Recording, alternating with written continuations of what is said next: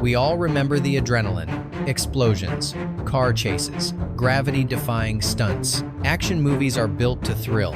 They promise us power, precision, and pure chaos, controlled just enough to make the impossible seem real. But behind every explosion, behind every million-dollar stunt, there's a fire burning in the accounting department. Because in Hollywood, action doesn't come cheap, and sometimes it comes so dangerously expensive, so recklessly mismanaged, that it threatens not just the film, but the entire studio. What if we told you that a single flop nearly wiped Carolco off the map? That one misguided gamble forced United Artists to surrender its independence? That studios once funneled hundreds of millions of dollars into productions they barely understood, only to watch the box office collapse like a house of cards? These aren't stories of small mistakes. These are near-death experiences for the powerhouses of Hollywood. In a system that bets big and loses even bigger, action movies have always been the highest-stakes gamble, fueled by stars with bloated salaries, directors with unchecked ambition, and scripts rewritten on the fly. These productions spiraled into financial nightmares that executives prayed you'd forget, but we haven't. And today, we're peeling back the curtain. From pirate epics that sank before they sailed, to sci-fi extravaganzas that spent more than they ever earned, these are the films that pushed the very foundations of Hollywood to the edge. Let's dive into 15 action movies that almost dragged their entire studios down with them. And trust us, some of them didn't survive the fall. Fact has shown, Cutthroat Island, 1995, the bomb that sank a studio. It was supposed to be a bold resurrection of the pirate genre. Instead, it buried the studio that dared to make it. In 1995, Carolco Pictures poured everything into Cutthroat Island, a swashbuckling epic led by Geena Davis and directed by Rennie Harlin, her husband at the time. With a budget ballooning past $100 million, the production was cursed from the start. Harlin fired the original male lead weeks into filming. Weather delays destroyed expensive sets. The script was rewritten mid-shoot. And behind the scenes, Carolco's finances were already teetering. Geena Davis trained relentlessly for her stunts. The ship sets were built to scale, but as the studio's debts grew, so did investor panic. By the time the film hit theaters, the marketing had already collapsed, and so did audience interest. Cutthroat Island earned a humiliating $10 million at the US box office. It didn't just flop, it obliterated Carolco Pictures, the same studio that had once delivered Terminator 2 and Total Recall. After the failure, Carolco filed for bankruptcy, and Cutthroat Island went down in history as the biggest box office bomb of the 20th century. They say pirates chase gold. Carolco chased spectacle and drowned in debt. But this wasn't the only time a single movie torpedoed an entire company. Fact hash 2, Heaven's Gate 1980, the film that killed United Artists. It began as an Oscar dream. It ended in corporate ruin. United Artists had just ridden high on the success of Rocky, One Flew Over the Cuckoo's Nest, and Annie Hall. So when director Michael Cimino, fresh off The Deer Hunter, pitched an ambitious western titled Heaven's Gate, the studio gave him carte blanche. What followed was a descent into madness. Cimino blew past the $11 million budget within weeks. He filmed and refilmed entire scenes. A 5-month shoot stretched into nearly a year. The final cut, a staggering 219 minutes long. United Artists hoped to salvage it, trimming it down to 149 minutes for release, but the damage was done. Audiences were baffled. Critics were brutal. The film grossed just $3.5 million on a budget that had soared past $44 million. The financial carnage was unprecedented. United Artists, once known for giving creatives their freedom, was dismantled within months. The studio was sold to MGM, and Heaven's Gate became shorthand for unchecked directorial ego. Ironically, decades later, some critics reappraised the film as a misunderstood masterpiece, but it was too late. The studio that let it happen was already gone, and Hollywood had learned, give a director too much power, and he might take down an empire. Fact hash 3, The 13th Warrior, 1999. The movie Disney tried to bury.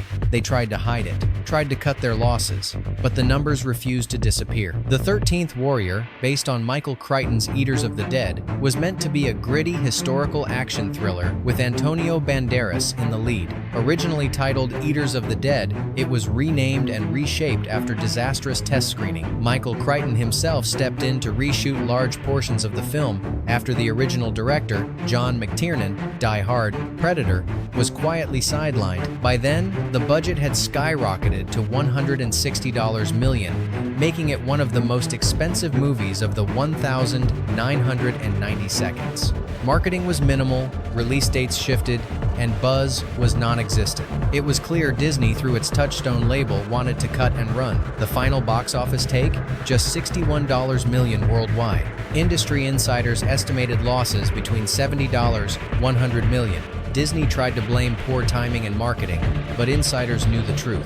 The 13th Warrior was a production implosion. Despite a strong lead and a gripping premise, the film never had a chance. It was buried under studio panic and post-production chaos, and it nearly dragged Disney's Touchstone division down with it. One bad movie doesn't destroy a giant like Disney, but it does leave scars, and the 13th Warrior left a crater the studio still pretends doesn't exist. Fact hash 4. Waterworld 1995. Kevin Costner's floating gamble. It started as Mad Max on water. It ended as one of the most mocked productions in Hollywood history. By 1995, Kevin Costner was at the height of his power. Fresh off Dances with Wolves, he signed on to star in and co-produce Waterworld, a post-apocalyptic epic where the Earth is submerged and land is legend. Universal Pictures, sensing another tentpole franchise, poured in a then astronomical $100 million budget. But the ocean had other plans. Sets sank. Hurricanes hit. The massive floating atoll, built off the coast of Hawaii,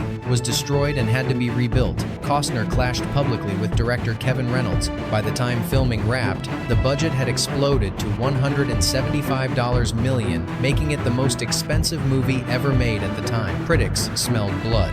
The press dubbed it Fishtar and Kevin's Gate, referencing past Hollywood disasters. Universal scrambled to save face, launching a massive PR campaign and hailing Costner as a visionary. The result? Waterworld grossed $88 million, domestically underwhelming by all accounts, but eventually clawed its way to profitability through overseas markets and home video. Still, Universal barely dodged disaster. Had international sales faltered, the studio's entire blockbuster slate would have crumbled. Waterworld didn't sink the ship, but it flooded the engine room and left Costner's reputation gasping for air. Sometimes, surviving is its own kind of miracle. Fact hash 5. John Carter, 2012. A $250 million identity crisis. It was supposed to be the next Star Wars. Instead, it became a masterclass in misbranding and one of the costliest failures in Disney history. Adapted from Edgar Rice Burroughs' A Princess of Mars, John Carter had everything: alien worlds, epic battles, and a budget that ballooned to $250 million. Disney handed the reins to Andrew Stanton, brilliant at animation, WALL-E, Finding Nemo, but untested in live action. That choice would prove fatal. Stanton insisted on multiple reshoots. He directed like it was Pixar, doing extensive test screenings and late-stage rewrites. Worse, the marketing team, confused by the story's tone, dropped the words of Mars from the title, killing audience interest. The trailers were vague, the posters generic. No one knew what John Carter was. When it opened in 2012, it was met with yawns and confusion. Despite solid visuals and a committed cast, the film made just $73 million in the US, a fraction of what it needed. Disney reported a $200 million write-down, and the executive responsible for greenlighting it, Rich Ross, soon resigned. John Carter was more than a flop, it was a branding collapse, a cautionary tale of what happens when vision, marketing, and budget spiral in opposite directions. In trying to launch a new universe, Disney lost its gravity. Fact hash 6. The Lone Ranger, 2013. When the train left the tracks. It had all the makings of a hit: Johnny Depp, a beloved franchise, and the team behind Pirates of the Caribbean. But the Lone Ranger derailed long before it reached the station. Disney envisioned it as a Western action hybrid with blockbuster scale. Depp would play Tonto, Armie Hammer the Ranger. But as rewrites piled up and director Gore Verbinski demanded elaborate practical effects like building a full-size working train, the budget spun out of control, hitting $250 million. The studio panicked and briefly shut the project down, demanding budget cuts. The filmmakers promised to scale back, but when shooting resumed, costs quietly crept back up. When The Lone Ranger finally opened in 2013, it collided with a critical backlash. Depp's portrayal was accused of cultural insensitivity. The tone veered wildly from slapstick to gruesome violence. Audiences were bewildered. It grossed just $89 million in the US, with total worldwide earnings under $261 million, barely scratching break-even after marketing. Disney took a $190 million loss, one of the worst in studio history. The failure torpedoed any plans for a sequel and chilled their interest in westerns altogether. Not even Depp's star power could save it. The train in the movie ran on rails. The one behind the scenes went off the cliff. Fact #7. Speed Racer, 2008. Too fast for its time. Bright colors, blazing speed, a visual fever dream that came and went in the blink of an eye. In 2008, the Wachowskis, still basking in the cult status of The Matrix, set out to adapt the beloved Japanese anime Speed Racer into a live-action spectacle. Warner Brothers gave them a green light and a massive $120 million budget, trusting the siblings to push cinematic boundaries once more. They did. Maybe too far. Speed Racer was like nothing else. A hyper-stylized, candy-colored world created almost entirely in front of green screens. The editing was relentless. The design, surreal. The tone swerved between cartoon logic and heavy drama. Critics were baffled. Audiences stayed away. The film opened to just $18 million and crawled to a $93 million worldwide total, far below what was needed to break even. Warner Brothers had banked on the Wachowskis delivering a family-friendly franchise. Instead, they got a psychedelic experiment that alienated kids and confused adults. Toys didn't sell. Merchandising flopped. Internally, executives questioned whether they'd misunderstood the anime's niche appeal altogether. Years later, Speed Racer gained a small cult following, praised for its ambition, its editing, even its heart. But for the studio, the damage was done. It was a bold swing that missed wildly. Sometimes being ahead of your time is just another way of being alone. Fact #8. Final Fantasy: The Spirits Within, 2001, the movie that killed a studio. It was supposed to revolutionize cinema.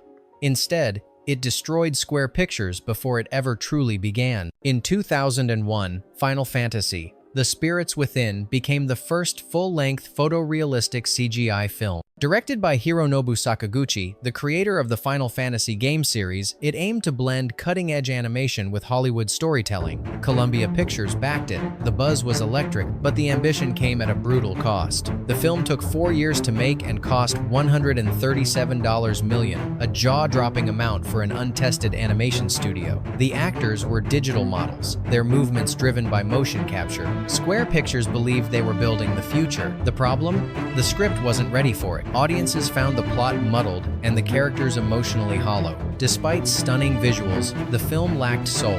It grossed just $85 million worldwide. The loss was catastrophic. Square Pictures was shut down. Parent company Squaresoft delayed its merger with Enix. Sakaguchi resigned. The dream of digital actors replacing real ones? Dead on arrival. It wasn't just a flop, it was the end of a vision. Hollywood learned a brutal lesson. Photorealism is impressive, but without emotion, it's just code pretending to care. Fact #9. Mars Needs Moms, 2011. The $100 million disaster Disney won't talk about. The poster said it all.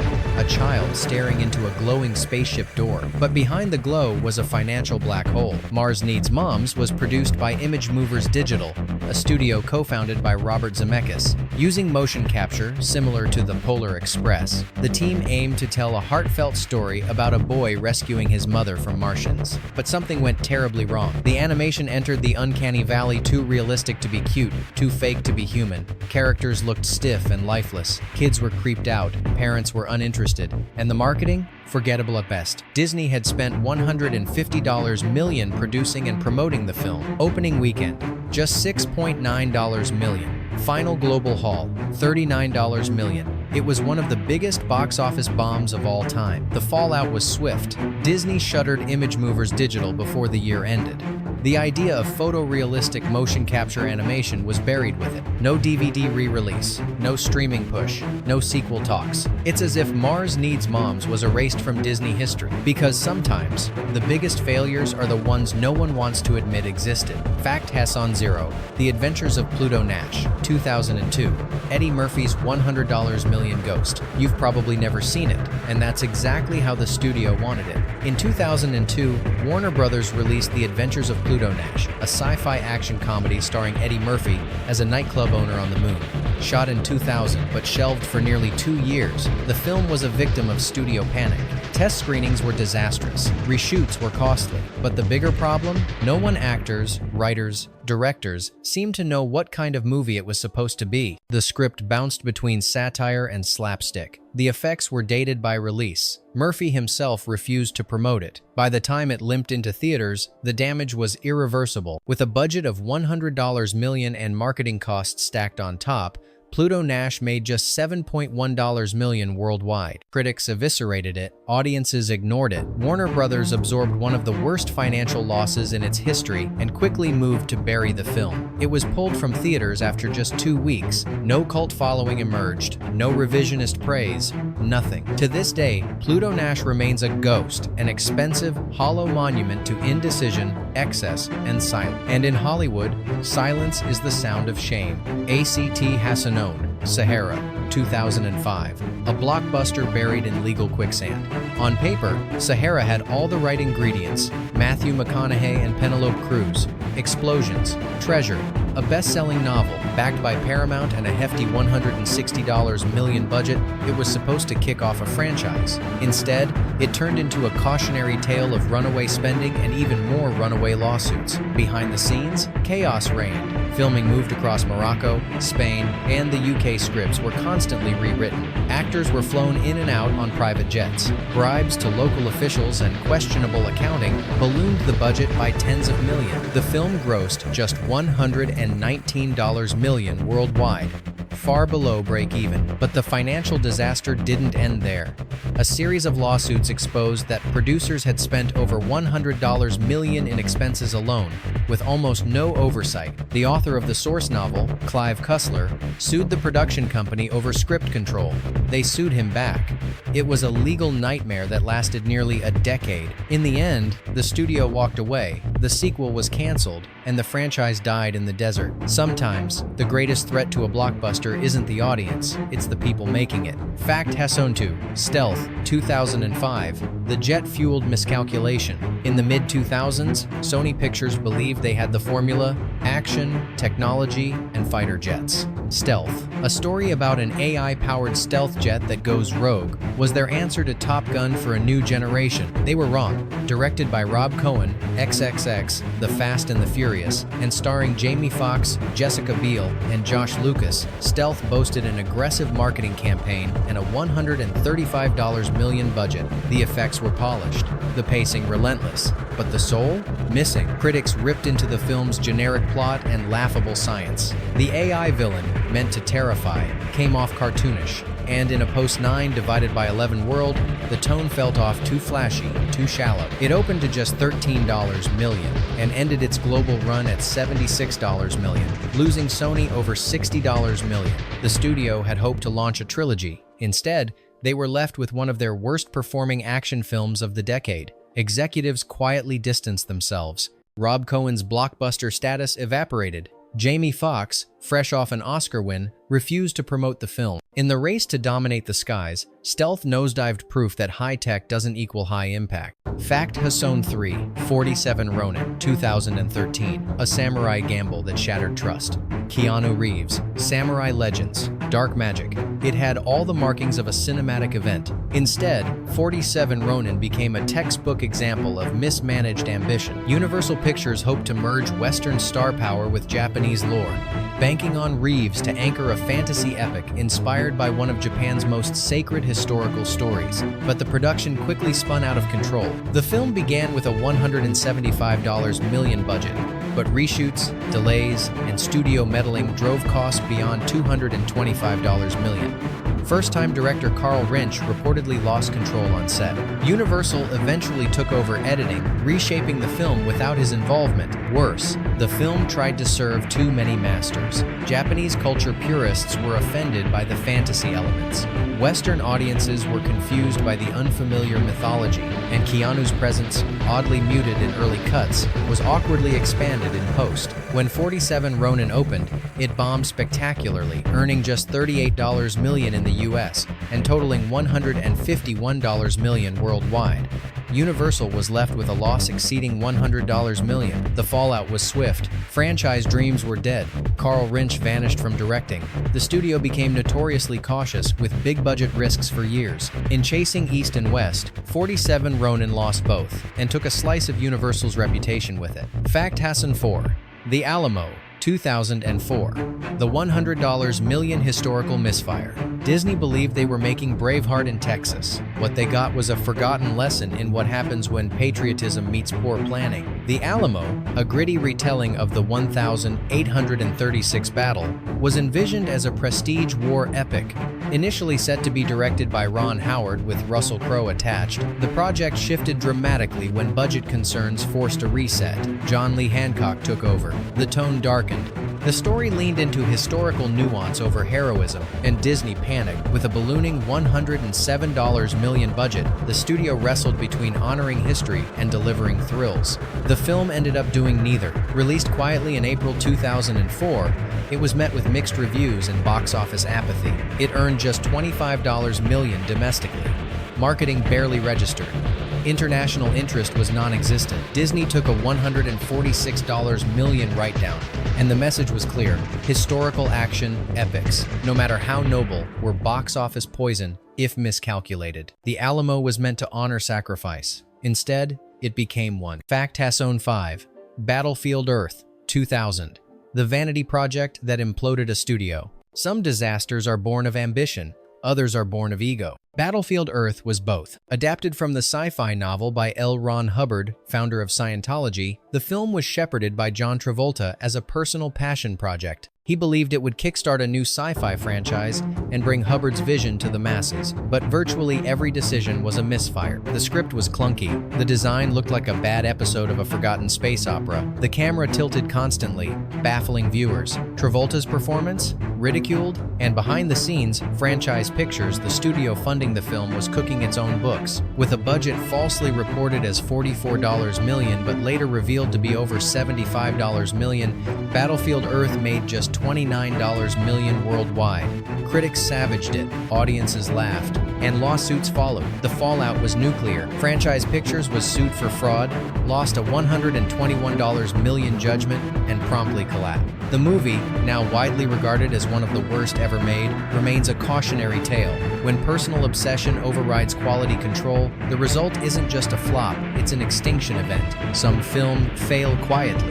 Battlefield Earth went down screaming and took its creators with it. Bonus fact: Supernova, 2000, the sci-fi that no one wanted to finish. Some films are forgotten. Supernova was disowned by everyone who touched it. Originally envisioned as a cerebral space thriller with horror elements, Supernova went into production under MGM with Walter Hill at the helm, known for gritty classics like The Warriors and 48 Hers. The budget hovered around $60 million, and the tone was intended to be dark, moody, and adult. But almost immediately, things unraveled. Hill clashed with the studio. They wanted more spectacle. He wanted atmosphere. After Hill quit during post-production, MGM brought in Jack Shoulder, A Nightmare on Elm Street 2, to try salvaging the footage.